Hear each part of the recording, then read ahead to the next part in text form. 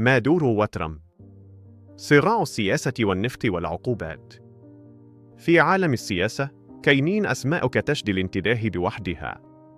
ومن بين هذه الأسماء كنلقى نيكولاس مادورو رئيس فنزويلا ودونالد ترامب الرئيس الأمريكي السابق. جود شخصيات مختلفين تماماً، ولكن جموعاتهم مواجهة سياسية قوية هزت أمريكا اللاتينية والعالم كامل.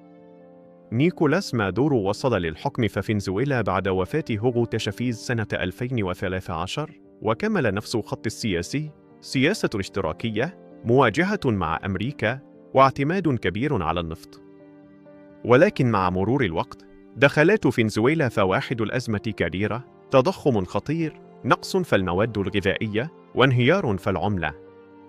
من الجهة الأخرى، كان دونالد ترامب رئيس الولايات المتحدة من 2017 حتى 2021، واللي معروف بأسلوبه الصارم وتصريحاته القوية وعدم تردده في فرض العقوبات. ترامب شاف أن نظام مادورو نظام ديكتاتوري، واتهمه بتزوير الانتخابات وقمع المعارضة.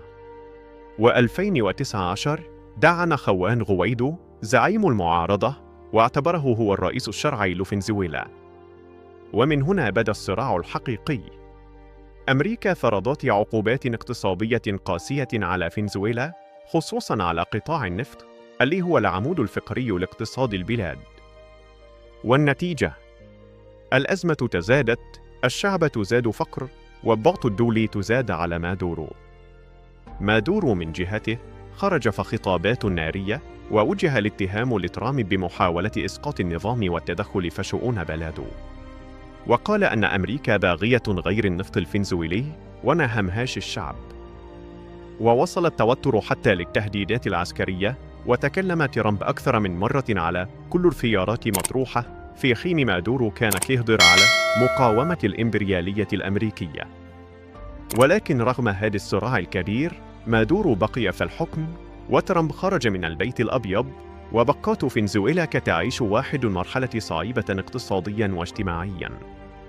قصة مادورو وترامب ماشي غير صراع بين رئيسين، بل هي قصة نفط، سياسة، عقوبات، وشعب كي يدفع الثمن ديال الصراعات الدولية. والسؤال اللي باقي مطروح: واش فنزويلا غادي تلقى طريقها للاستقرار؟ ولا غادي تبقى دائماً في وسط لعبة الكبار؟